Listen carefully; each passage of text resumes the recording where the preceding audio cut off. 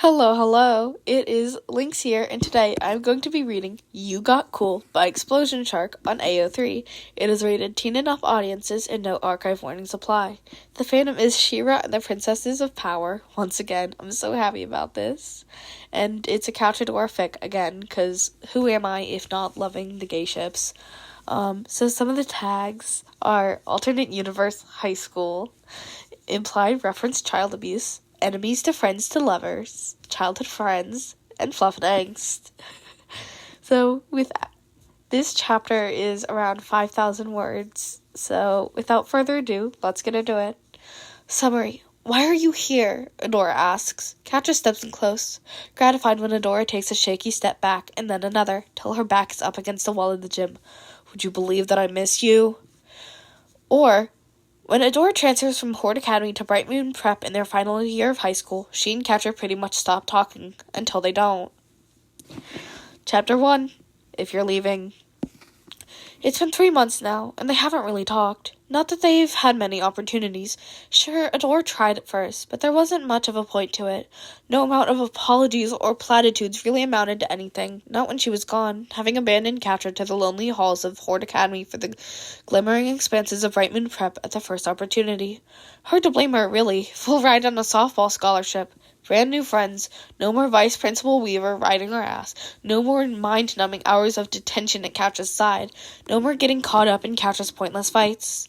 It only took 2 weeks of dodging Adora's calls, of slipping out of the window when she showed up at the dorms, of turning around and walking away when she ran into her lurking around all their old off-campus haunts before Adora got the message and stopped trying, which is fine. A little earlier than Katja really expected from the girl that promised they'd look out for each other forever, but not surprising. So Adora got a better offer. She moved on. It was bound to happen eventually, and thinking otherwise, even for a minute, had been stupid. Bright Moon's all the way across town, which makes it seem like it'd be easier to avoid her, but Katja's seen her around more than she'd like, at the mall, carefree and laughing, flanked by 2 or more of her new preppy friends, in the park chasing after a frisbee and tripping all over herself, grinning so wide and so bright it's hard to look at, like staring right into the sun, tucked into the corner booth at the cafe on Main next to that one girl, the one with soft purple hair and those short shorts, the one that's always making her smile, that soft, rare smile Katja never expected to see directed at anyone else. She wears her hair down these days, mostly. It's lighter, sun-bleached, from a summer spent outdoors with these new friends, instead of crammed into whatever dark, air-conditioned place Adora and Katja could hole up in to avoid Weaver and the endless list of chores and extracurriculars she manifested every break to keep them out of trouble. She looks good, though. Though Katja would never say it to her. Like a new person, almost. Less severe without the ponytail. More approachable. It's no wonder at all she's got so many friends now. Not that Katja's alone. Not anymore. There's Scorpia and trapped across the hall, whose steady presences on campus range from convenient to actually welcome, depending on the day. There's Lonnie and Kyle, whenever Katja can stomach that much extra company. There's Octavia, when she needs to pick a fight and blow off some steam. Katja's doing fine. Better than fine. She's hit a new personal record for skipped classes, but her grades are holding anyway. As a measure of success go, that's a little sad, but it's still something. Not everyone can be sports superstars with big yearbook spreads and write-ups in the school paper and crowds of simpering fans. It's not that she misses Adora or anything. It's not even that she goes looking for her. The truth is, she totally forgot it was a game day when she ends up walking past the field at Bright Moon. She didn't even mean to end up on this side of town. She just zoned out walking, desperate to get away from the academy for a while. So when the cheer goes up and calls her attention and she catches a glimpse of Adora in that ridiculous white and gold softball uniform, it catches her off guard, piques her curiosity. Curiosity is all that Katja has been hurling her backpack over the chain link fence and scrambling after herself, slinking through the lush green field to rest in the shade of the bleachers next to the diamond. She sticks around through the rest of the game to kill time, cross-legged in the shadows, half-heartedly finishing off some long overdue homework through the more boring parts. Adora plays well. She always does. She was always the academy's ringer, the batter they'd always counted on to turn things around when the rest of the team's firmly mediocre efforts just couldn't cut it. It's no wonder wonder they've lost nearly every game since she'd been poached. She's earning that swanky new room and board with a kind of gleeful efficiency, knocking ball after ball into the outfield and rounding the bases with an ease that would seem almost malicious from anyone else. Funny how these things always seemed endless when Katra attended before. This one seems to fly by, and it's only the triumphant cheers and stomping from the bleachers overhead that alert her to the fact it's over. When she looks up, she watches the Bright Moon players rush out of dugout, sweeping into the field to lift Adora up onto their shoulders like the players in some cheesy sports flick. It makes something in Katra's stomach twist sickly, and she scrambles to her feet a moment later, hastily shoving her scattered books back into her bag. She doesn't mean to glance over her shoulder as she slips out from under the bleachers, but of course the moment she does is the same moment Adora finally looks over.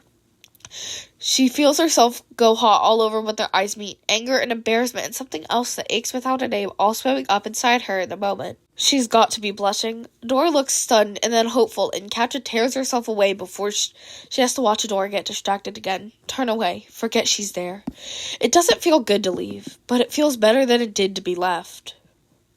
It's 2 nights after the softball game when it happens. It starts with Katra's phone ringing out twice, the contact flashing "Don't answer" across the screen as it vibrates on her nightstand. She thinks about turning it off, resolves to if it rings a 3rd time, but it doesn't. It's 15 minutes later that she hears a scrabbling. Once familiar, outside her bedroom window, she tenses under the sheets, on edge, knowing already that it's got to be Adora, but unable to help herself from conjuring a half-dozen other, somehow worse scenarios involving killers with hook hands and half-starved vampires, and she's really got to stop watching horror movies with Entrapped so late at night. But then the window slides open, and Adora slips into the room, stumbling against the dresser in a way she never had before. Katra's moved things around since then. She had to, after Adora left. The room for 2 was just way too big and empty and sad without her. Oops, Adora says quietly when the lamp she tried to stop from falling tumbles out of her hands and thuds into the carpet. Why are you here? Katra hisses, furious that she can't lay into Adora at full volume. Weaver would have had her head for sneaking someone into the dorms.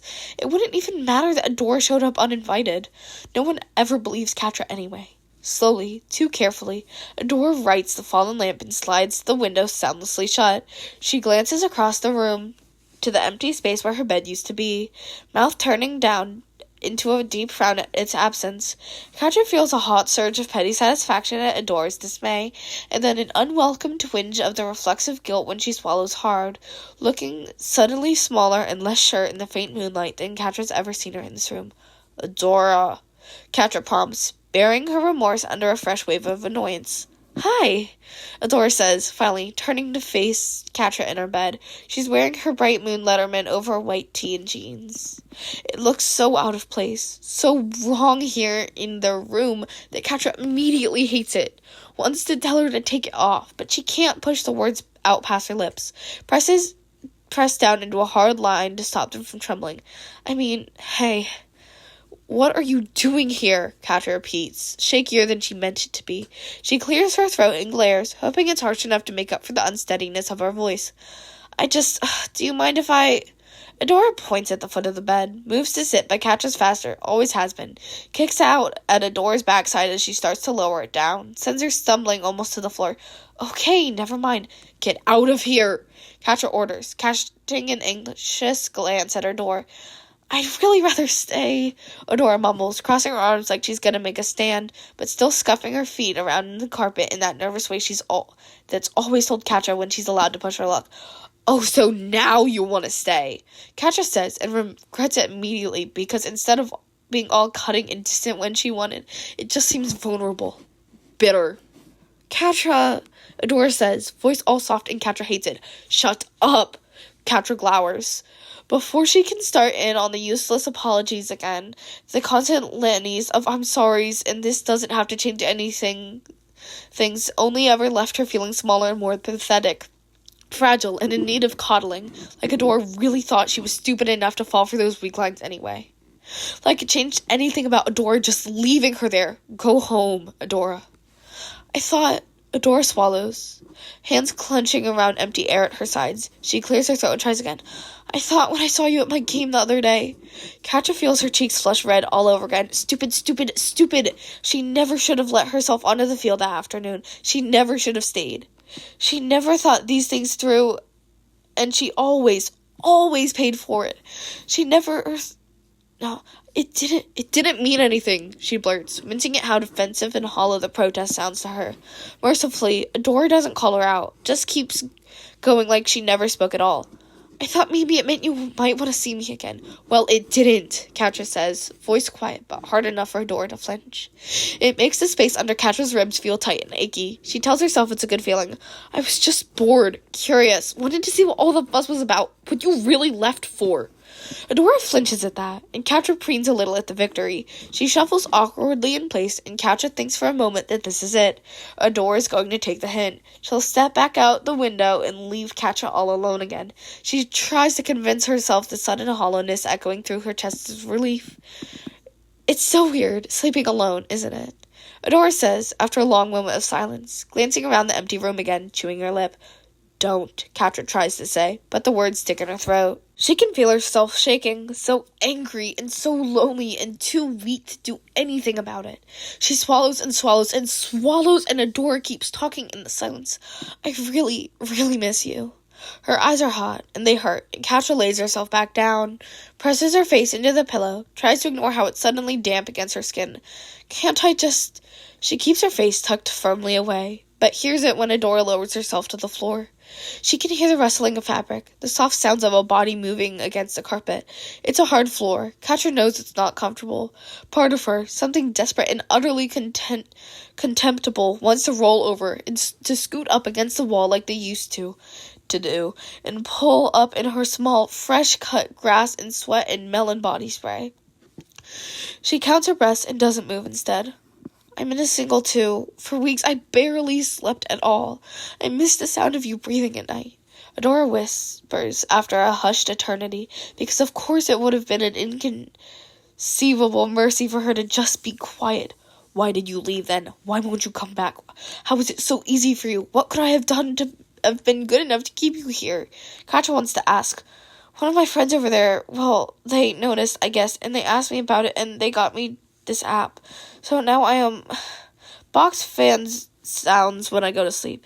They've got so many options. Did you know box fan sounds far different than a ceiling fan? They even have canned air conditioner noises. Not that I need those. I've got the real thing. But if I didn't, I might. The silence is just... But I guess background noise helps a lot of people, and Katja breathes out hard into her pillow, hot breath warming her face as she rolls it to the side just enough to bleed.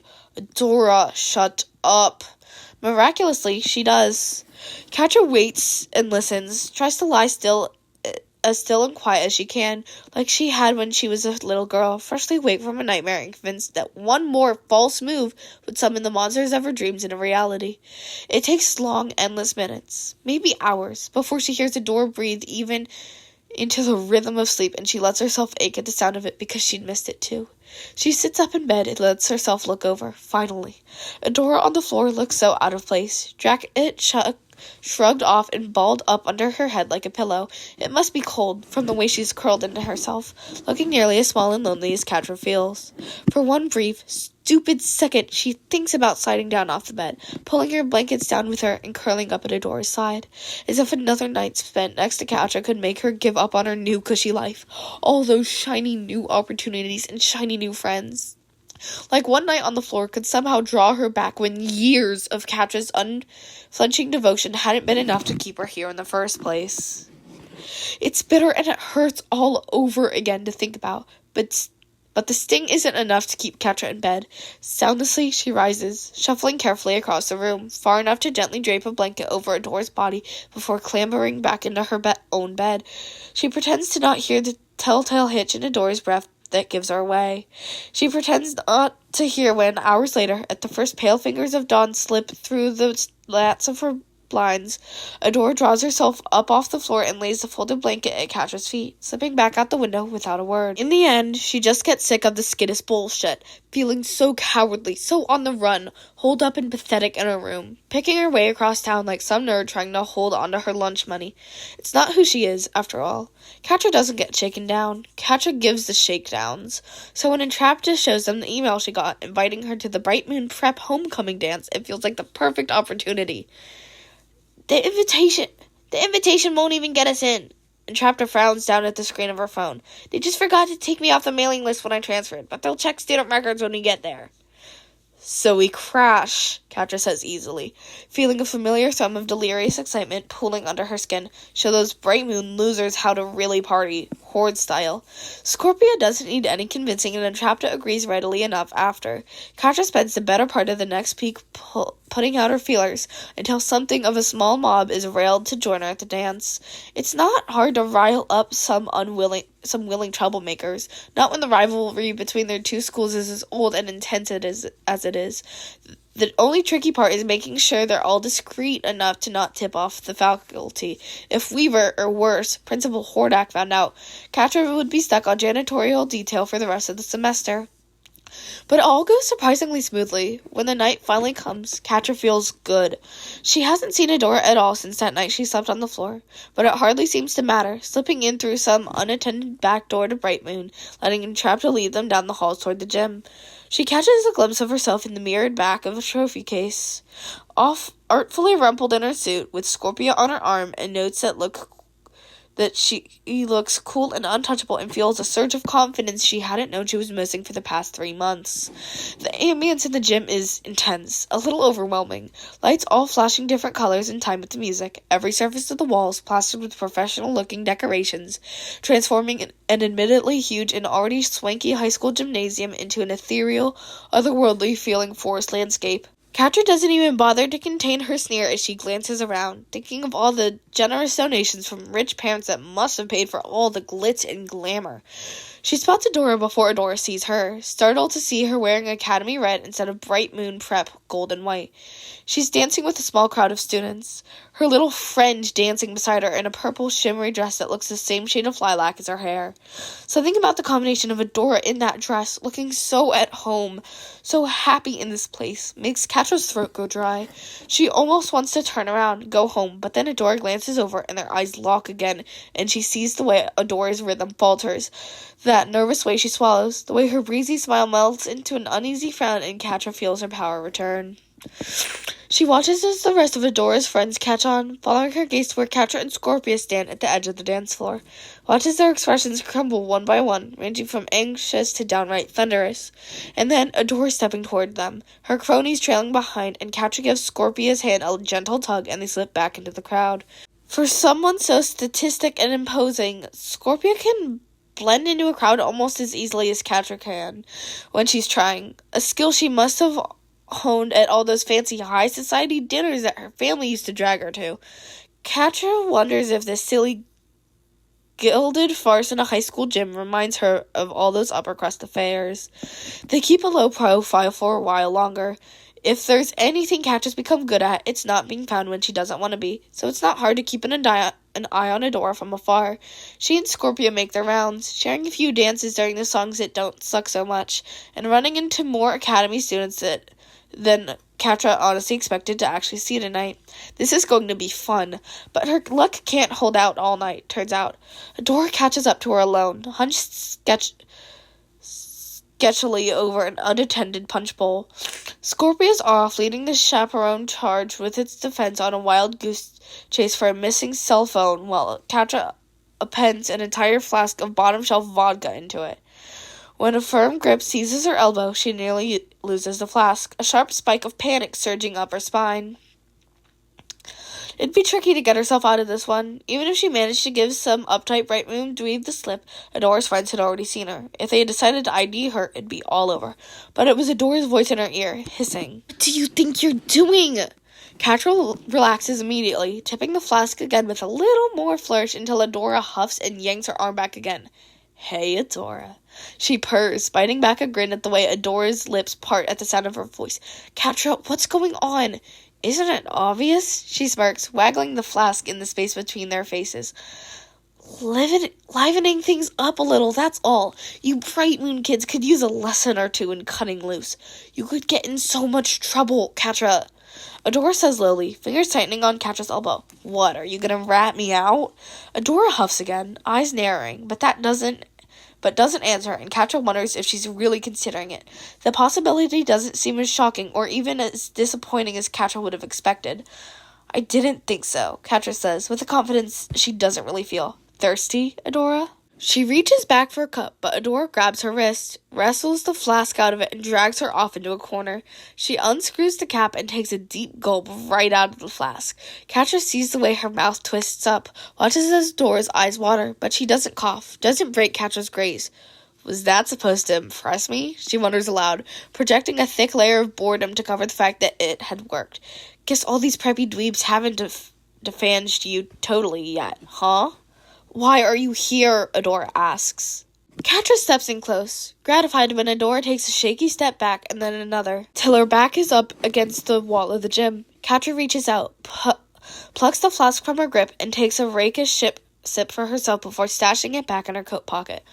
Would you believe that I missed you? She murmurs huskily, still close. She isn't sure what she's doing. She just knows she's pleased and then furious with how Adora's breath hitches at her words, the look of bare longing that clouds the mistrust on her face for a single, unbearably sincere moment. Because it's not fair. Adora shouldn't be allowed to want this. Shouldn't miss Katra for real. Not when she's the one that left. Something tells me that it's not, Adora says, does something like a sigh after a long, tense moment. Katra eases back, almost grateful for the way the tension breaks, and rolls her shoulders easily. Always so perceptive, huh? Adora remains silent, face stony and unreadable in flashing lights. Katra sighs, long and put upon in stretches, because it's less fun with Adora not playing along. Maybe I was just curious. About what? About what exactly you love so much about this place. How much better it is than the academy. About who you are to these people. What are you talking about? I'm the same person to them as I was to you. As I've always been. Nothing's changed, Katra. Except where I go to school and the fact that my best friend won't even talk to me anymore without pulling some weird head games, apparently. Oh, please. Katra laughs. No guilt at all this time when the harshness of it makes Adora flinch again.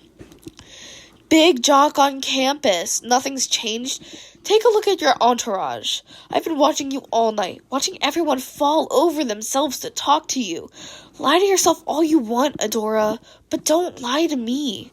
So what? You're mad because people like me? You're mad because I have friends?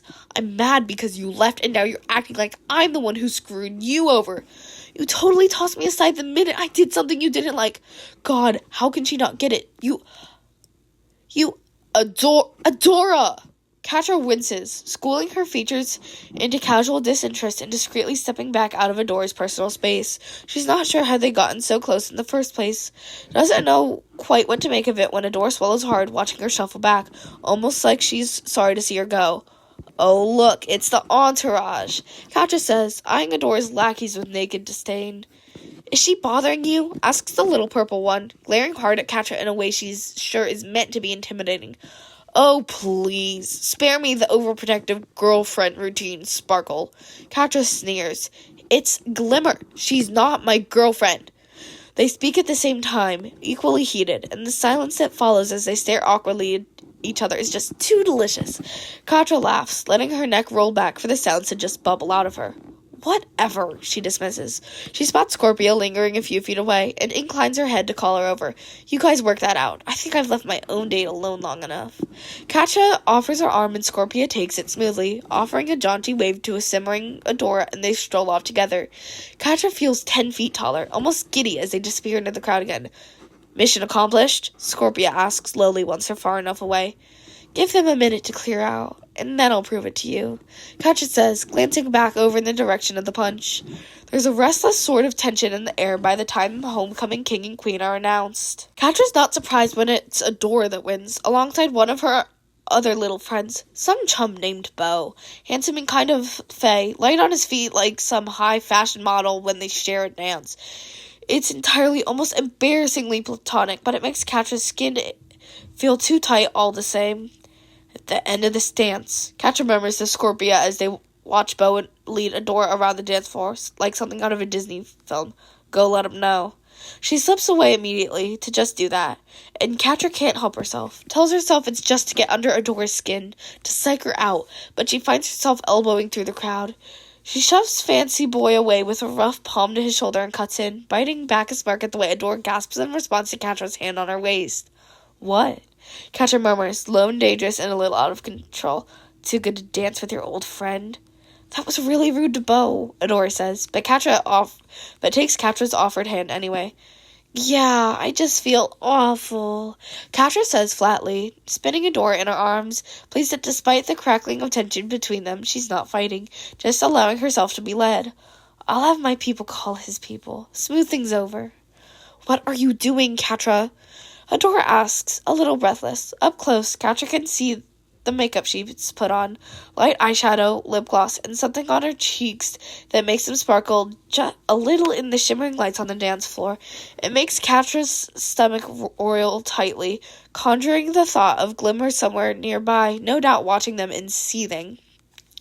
Something about the other girls' surefire annoyance at seeing Katra and Adora dance soothes a bit of the ache that comes along with the certainty with which Katra knows she was the one to make Adora up like this. Her own half-hearted eyeliner feels threadbare and thoroughly unimpressive in comparison. Adora, you really don't buy that I'm just here to dance?